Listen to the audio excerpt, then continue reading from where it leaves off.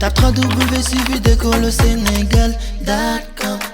À école au Sénégal, c'est facile, tu n'as qu'à te connecter. Tape école au Sénégal, les leçons sont beaucoup plus détaillées. Nous allons continuer véritablement, excusez-moi, nous allons continuer la leçon.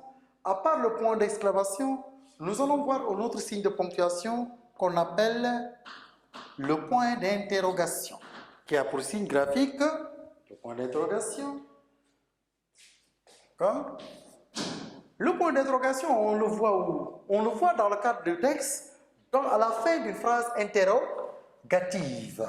D'accord? On l'utilise à la fin d'une phrase interrogative, c'est-à-dire dans le cadre d'une interrogation directe. Parce qu'il faudra préciser que l'interrogation, elle peut être directe, comme l'interrogation, elle peut être indirecte. Et le point d'interrogation, on le voit qu'à la fin de l'interrogation directe. On ne peut pas le voir véritablement à la fin de l'interrogation indirecte. Exemple, lorsque je dis « Est-ce que tu as mangé ?» Est-ce que tu as mangé? Cette interrogation, elle est directe, elle est posée directement. C'est pourquoi ici, on aura un point d'interrogation. Avez-vous lu ce livre?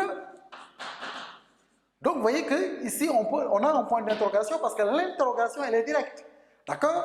Donc, lorsque vous posez la question directement, là, vous faites appel véritablement au point d'interrogation. Mais lorsque l'interrogation est indirecte, là, à partir de ce moment, on n'a pas de point d'interrogation. Je me demande, exemple, cette phrase-là, elle est à l'interrogation directe, mais ce nom-là, véritablement à l'interrogation indirecte. Vous voyez que quand je dis « je me demande si tu as mangé », ici, au lieu d'avoir un point d'interrogation, on aura un point, parce qu'ici l'interrogation, elle est indirecte, alors qu'ici l'interrogation est directe. L'interrogation, elle est directe lorsque la question elle est posée directement. Et quand vous avez une interrogation indirecte, avec ce qu'on appelle des verbes interrogatifs comme demander, comme ignorer, là, on a un point. Et ça, véritablement, il faudra qu'on le sache.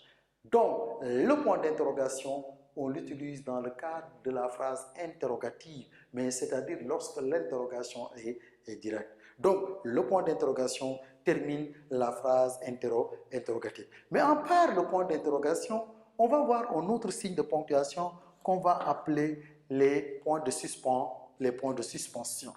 Donc, les points de suspension, ça vient du verbe suspendre. C'est pour montrer que la phrase n'est pas achevée.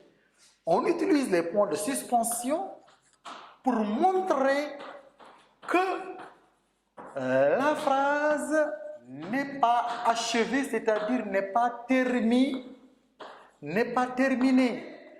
Ce signe-là, on l'utilise, les 3 points de suspension, qu'on appelle les points de suspension, on l'utilise pour montrer que la phrase n'est pas terminée, elle n'est pas achevée.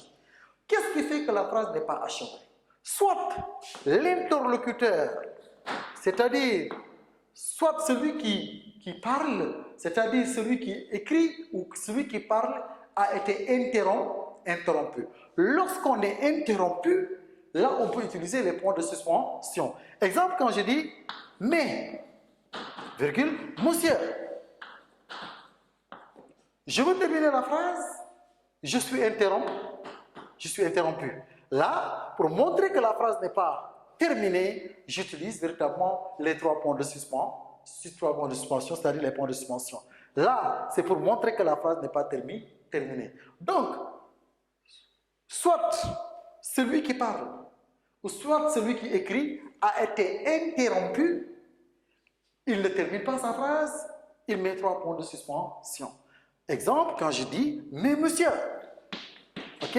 Donc, vous voyez qu'ici, la phrase n'est pas terminée. Soit dans un autre cas de figure, le narrateur, c'est-à-dire celui qui raconte ou celui qui écrit une histoire, au lieu de terminer la phrase, il le fait sciemment. C'est-à-dire, il laisse imaginer à celui qui va lire de deviner le reste de la phrase, de deviner la suite de la phrase. D'accord? Exemple, lorsque je dis « je demande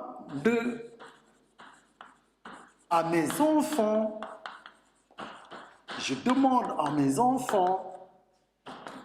d'aller voir le médecin pour...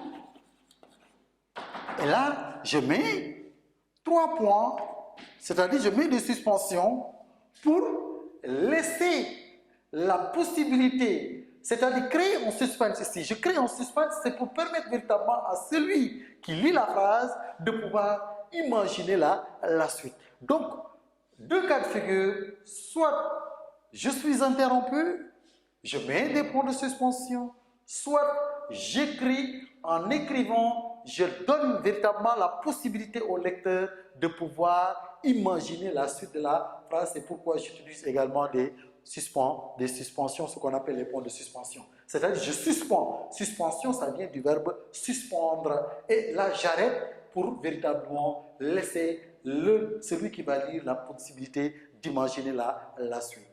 Maintenant, l'autre signe de ponctuation que nous allons voir, c'est ce qu'on va appeler les guillemets.